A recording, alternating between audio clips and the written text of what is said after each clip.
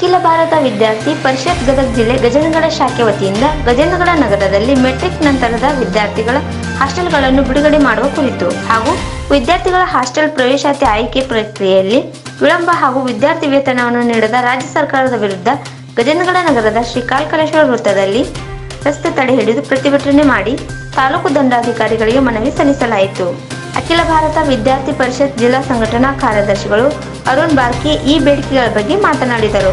ತಾಲೂಕು ಸಂಚಾಲಕರಾದಂತಹ ಅಕ್ಷಯ್ ಕುಮಾರ್ ಇಟ್ಟಿ ಮನವಿಯನ್ನು ಓದಿ ಪರಿಹಾರ ಮಾಡಿ ಎಂದು ಮಾತನಾಡಿದರು. ಕಾರ್ಯಕರ್ತರಾದ ಪ್ರಜ್ವಲ್ ರಾಯಬಾಗಿ, ಕುಶಾಲ್ ಕಾಟ್ವಾ, ವಿಶಾಲ್ ರಾಯಬಾಗಿ, ಹಿರಿಯರಾದಂತಹ ರವಿ ಕಲಾಲ್ ಹಾಗೂ ಎಲ್ಲಾ ಕಾಲೇಜಿನ ವಿದ್ಯಾರ್ಥಿಗಳು ಉಪಸ್ಥಿತರಿದ್ದರು.